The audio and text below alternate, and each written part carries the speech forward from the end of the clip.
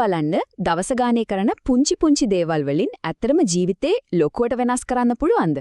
මේ විග්‍රහයෙන් අපි හොයාලා බලන්න යන්නේ අන්නේ පුංචි පුංචි වෙනස්කම් එකතු වෙලා කොහොමද කාලයත් එක්ක පුදුමාකාර ප්‍රතිඵල ගෙනෙන්නේ කියන එක ගැනයි.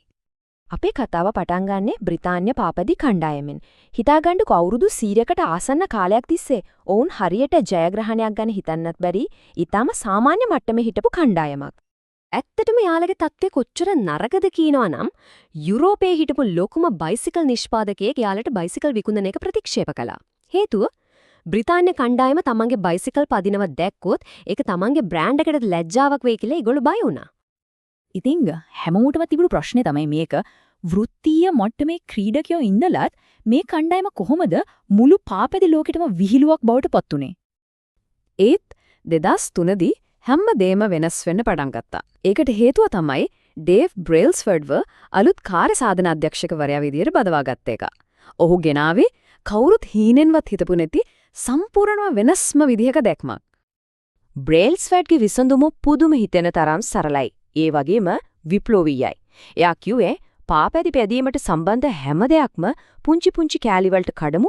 ඊට පස්සේ හැම කෑල්ලක්ම 100%කින් විතරක් හොඳ කරමු කියලා. මෙන්න මේකයි ඔහුගේ දර්ශනයේ හදවත. බ්‍රෙල්ස්ෆර්ඩ් විශ්වාස කළා මේ පුංචි සමහර විට නොසලකා හරින තරම් කුඩා දියුණුවෙන් ටික කාලයක් යනකොට එකතු වෙලා සමස්ත කාර්යසාධනයේ දැවැන්ත පිම්මක් ඇති කරයි කියලා. හැබැයි මේ දර්ශනය කොච්චර දුරදිග ගියාද කියන එක තමයි පුදුමම දේ. හිතන්නකෝ.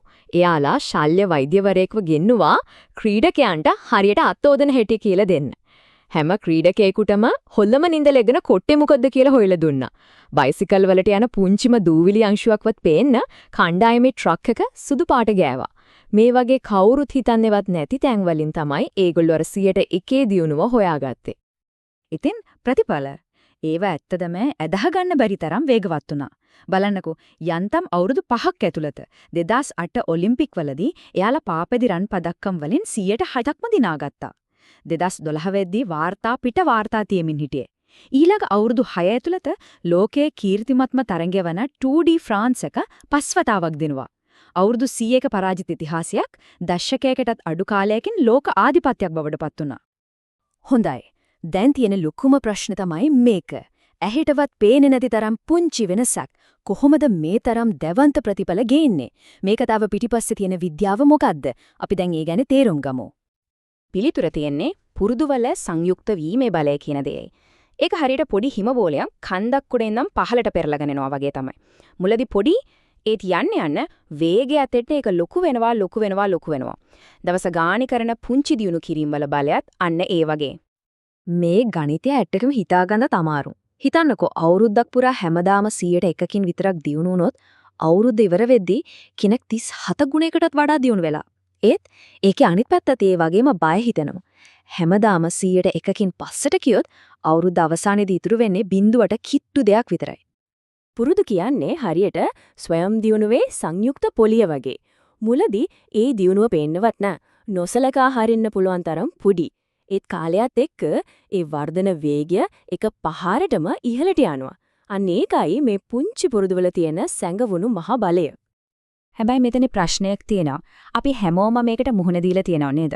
අපි මහන්සි වෙනවා, උත්සාහ කරනවා, ඒත් ප්‍රතිඵල පේන්නේ නැහැ. මේකෙන් වැඩක් නැහැ කියලා අතහැරලා දාන්න හිතනවා. අන්නේ හැංගීම තේරුම් ගන්න එක තමයි ප්‍රගතිය ලබන්න තියෙන ලොකුම අභියෝගය. මේක තේරුම් ගන්න හොඳම උදාහරණය තමයි අයිස් කැටයක්. හිතන්න කාමරයක් තියෙනවා. ඒකේ උෂ්ණත්වය සෙල්සියස් අංශක -2යි. අයිස් කැටේ ඝන වෙලා තියෙන්නේ. දැන් අපි හිමින් කාමරේ රත් කරනවා. උෂ්ණත්වය -1 ඊට පස්සේ -0.5 තාමත් ඇහැට පේන කිසිම වෙනසක් නැහැ. අයිස් කැටේ තාමත් අයිස් කැටේමයි. මෙන්න මෙතනදී තමයි ගොඩක් අය උත්සාහය අතාරින්නේ. ඒකෙන් කියවෙන්නේ නැහැ මහන්සිය අපතේ යනවා කියලා. නෑ, ශක්තිය ඇතුලෙන් නිහඬවම ගබඩා වෙනවා. ඊළඟට උෂ්ණත්වය හරියටම අංශක 0ට එනවා. බලන්න එකම එක අංශකයක පුංචි වෙනසක්.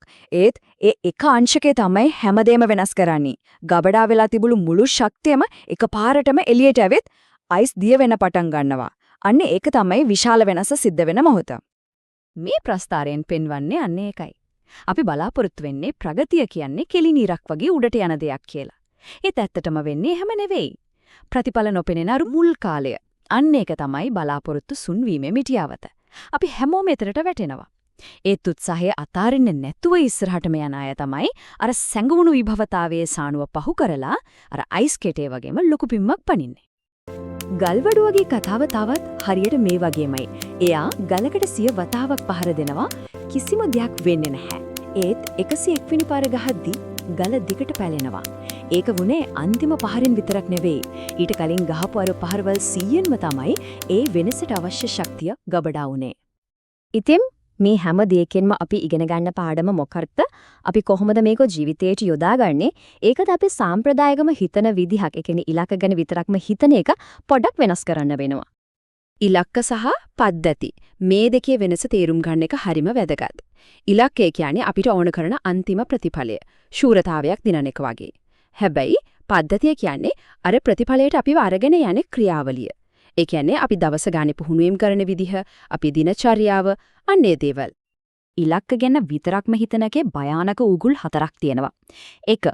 දින ණයටයි පරදින ණයටයි දෙගුල්ලන්ටම තියෙන එකම ඉලක්ක. එහෙනම් ඉලක්කය නවීන වෙනස ඇති කරන්නේ. 2. ඉලක්කයක් දිනාගත්තම ලැබෙන්නේ తాවකාලික සතුටක් විතරයි. 3. අපි අපේ සතුට අනාගතයේ තියෙන එක ප්‍රතිඵලයකට කල් දානවා. 4 වෙනි එක තමයි ඉලක්කය ලැබුණට පස්සේ මොකද වෙන්නේ? ගොඩක් වෙලාවට පෙළඹවීම නැති වෙලා අපි ආයෙත් පරණ පුරුදු වලටම වැටෙනවා. මෙන්න තියෙනවා තීරණාත්මකම වෙනස. ඉලක්ක තියෙන්නේ තරඟේ දිනන්න. නමුත් පද්ධති තියෙන්නේ දිගටම තරඟේ රැඳී ඉන්න. සැබෑ දිගුකාලීන දියුණුව කියන්නේ එක ජයග්‍රහණයක් ගැන නෙවෙයි. ඒක නිරන්තරයෙන් දියුණුවමින් ඉදිරියට යන කවදාවත් නතර නොවන චක්‍රයක් ගැනයි. ඉතින් මේ මුළු විග්‍රහයේම හරය මේ ප්‍රබල වාක්‍යයෙන් සාරාංශ කරන්න පුළුවන්. කෙනෙක් තමන්ගේ ඉලක්ක මට්ටමට ඉහළට යන්නේ නැහැ. කෙනෙක් ඇද වැටෙන්නේ තමන්ගේ පද්ධතිවල මට්ටමටයි. ඒ නිසා අවධානය යොමු කර යුත්තේ දිනන්න ඕන කියන ප්‍රතිඵලයට විතරක් නෙවෙයි, දිනන්න පුළුවන් කෙනෙක් බවට පත්වෙන ක්‍රියාවලියටයි.